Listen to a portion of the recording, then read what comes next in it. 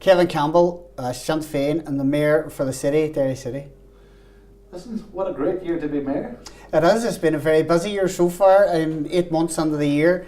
Last year we had the Clipper Festival, and I just came in as the Clipper Festival was beginning, and it was a build on from there. It was fantastic, and now we're into the culture year.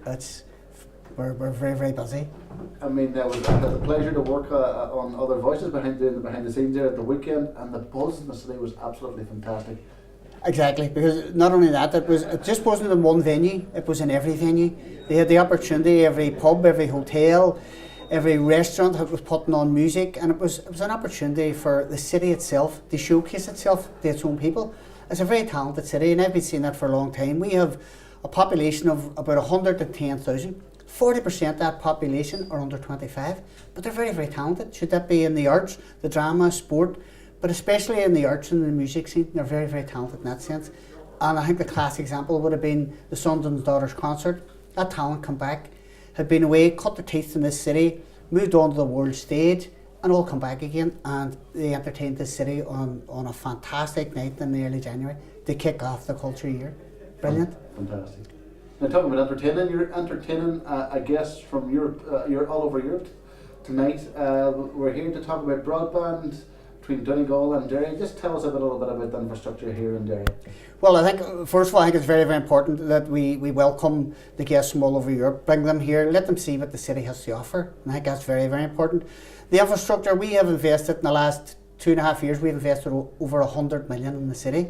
Should that be in our built heritage, the Peace Bridge, the Ebrington site, which takes on the Peace Bridge, has now it would be classed as the shared space for everyone on both sides of the community.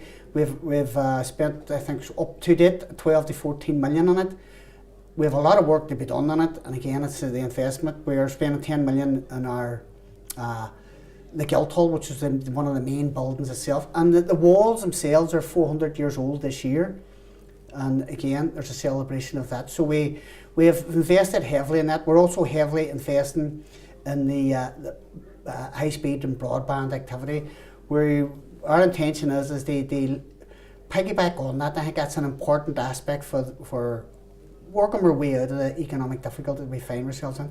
We're hoping, we know that the answers to our economic goals will not be the culture year. The culture year will certainly help, but what we do need to do is, for generations, the backbone of the economy in this city was the shirt industry. That's gone. That's in the Middle East now. It's absolutely gone. There's one shirt factory left with 28 workers, and they make, I think it's for the fire service shirts. So we need to be thinking outside the box, and this is the opportunity to think outside the box. And it's again, it'll be the digital economy we're going to be working on. It'll not be big major. We're hoping it's still a big major investment comes, because I was speaking to Seagate Technologies. They were over at a big conference in London there the other day when we were over, and we were chatting to them. 20 years, they're celebrating 20 years in the city. They were asked to come 20 years ago, and there was a conflict going on at the time. They were hesitant and they weren't too sure whether to do it or not, but they came and took the chance. They invested in the city. They said they would build for 400.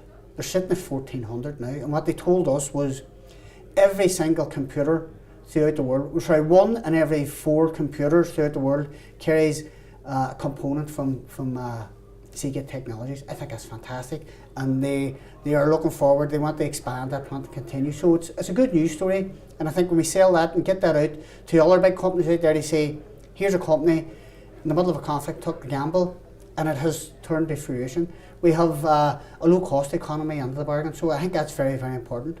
Talking about good stories, Ermac, another good story, joint venture, Donegal County Council and Derry City Council. I think that's very, very good, and that's 21 years celebrating today, or sorry, this year. A fantastic idea, and as you say, that cross-border connection, that it's vitally important, because we live cheek by jowl. We have the same likes and dislikes. The economies are very, very similar, and we need to be learning from one another. And by Ermac, I think that's vitally important that we have that. It's there, and it's there to be used and developed by both counties, which is very important. How important is it to give rural areas the same infrastructure that is based in the city? I think that's very important, absolutely vital. Take for example the likes of Gweedore and places like that. They're isolated, but again, see with the likes of the broadband and high speed activity, then they're not isolated. Not anymore. The world is a global village. That's the old saying, and that's a true fact. Today, you could be sitting on Skype and sitting talking or doing business with Australia. So there's no such thing as this rural economy in Donegal could be in as I say, Gidor or somewhere like that, and let them just work on the farming or whatever. Absolutely not. They have a major role they play as well as us and everyone else. So I think by being super connected, and we have Kelvin here as well, that's the way forward. That is my opinion. I mean, I think that's the way forward for everybody's opinion.